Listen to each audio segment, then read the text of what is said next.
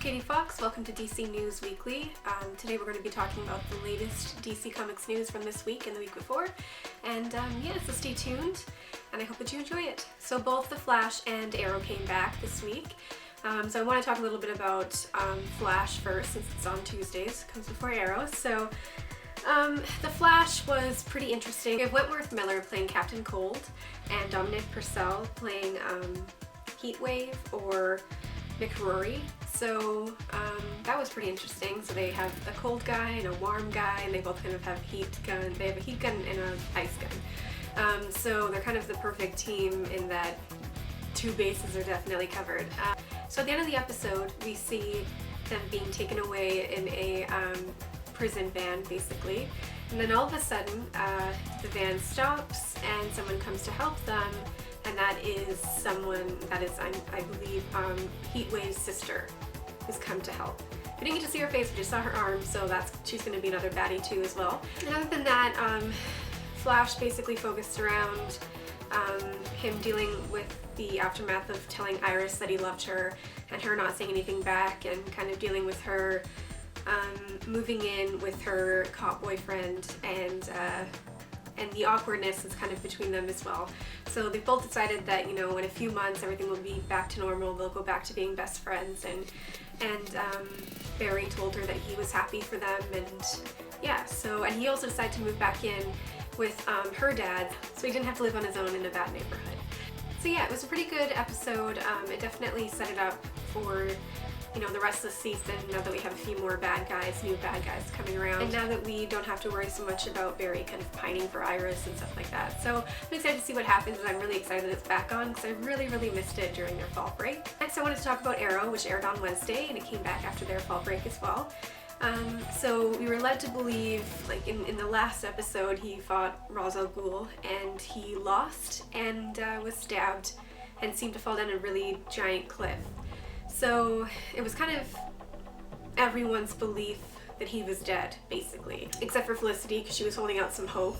But Malcolm Merlyn showed up into their arrow cave, basically, and said, "No, guys, look, I found the sword. You're going to check it for his blood. It's going to be his blood.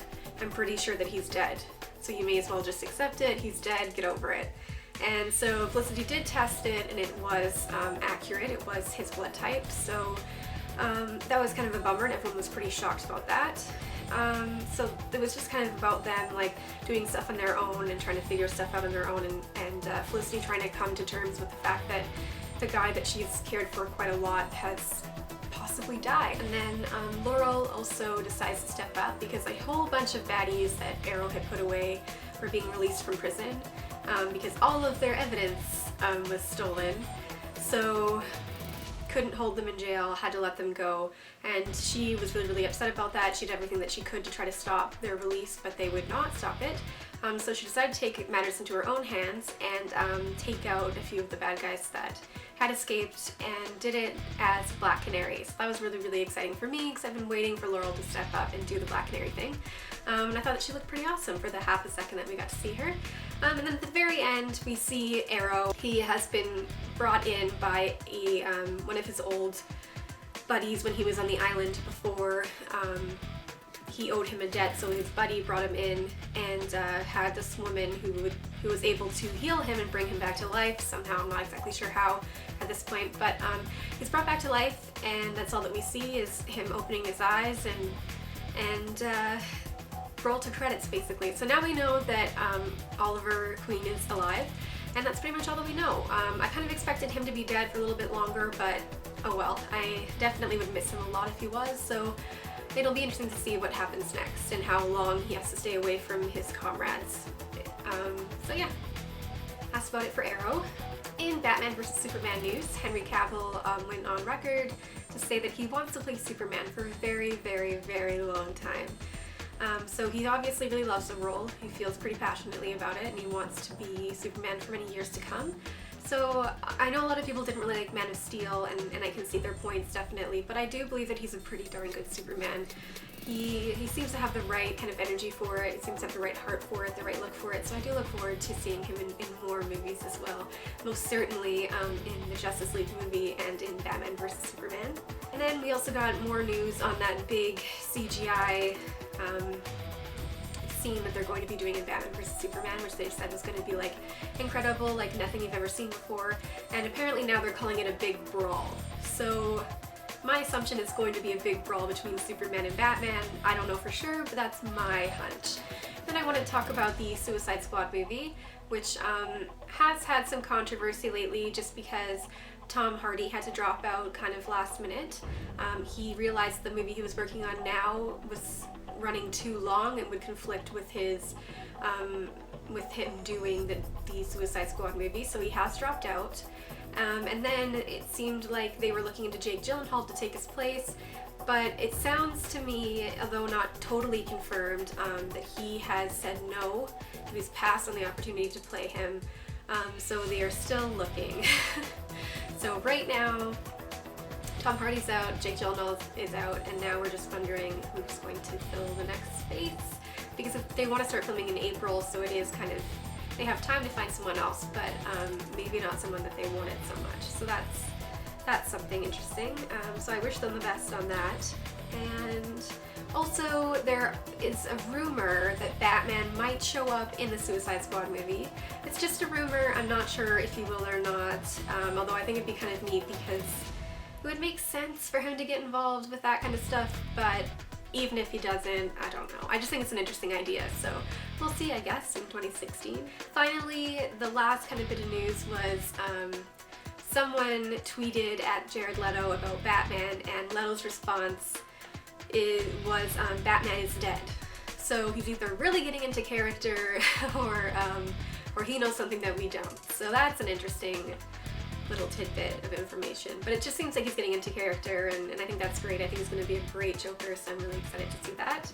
And then finally, the Supergirl TV show that will be airing on CBS sometime, I think, maybe at the end of this year, possibly. It has been casted, Supergirl has been cast. It will be, her name is Melissa Benoist, and she was on Glee and in the movie Whiplash recently. That was a movie that won quite a few awards, the Golden Globe, so it must have been pretty good. So she must be a pretty good actress. Then the show focuses on Kara Zor-El, who came to Earth but hid her powers until now at age 24. She's sick of hiding her powers, and she wants to be the hero that she was born to be. So we kind of start off with Kara Zor-El just being like, no, you know, I have these powers. I have the power to save people. Why am I not saving people? I want to be a hero. It's time to step up and do that. So that's really, really exciting. I'm glad to see that female, comic book character gets her own show as well. I don't know how it's going to play out with any crossovers because she is doing it on CBS and not like the CW or Fox or anything like that. But I'm really optimistic about it. I really hope that they are true to the story and true to her, and I'm really excited to see it. So that's some exciting news.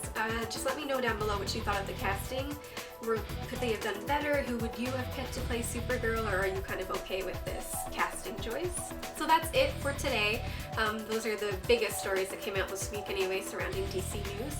And yeah, so let me know in the comments down below how you feel about anything that I've talked about today. If you like this video, please give it a thumbs up. And if you could, please subscribe to this channel if you enjoy the videos that we're putting up. It would mean so much to us and so much to me. I'm Katie Fox, so you can subscribe to my channel as well if you'd like to. And if you haven't, you can follow DC Comic News on Twitter at DC Comics News. And you can follow me on Twitter at Katie Fox, and you can like DC Comics News on Facebook, and you can also look at their website, dccomicsnews.com. It is a really excellent website for all DC related news, and I highly do recommend it. So thank you so much for watching. Please leave comments down below. Please share this video. I really appreciate your support, and I just want to get this kind of around. So thank you so much for watching. Please subscribe, please like it. I really appreciate everything. So I'll be back next week with more DC news. Okay, thank you. Bye.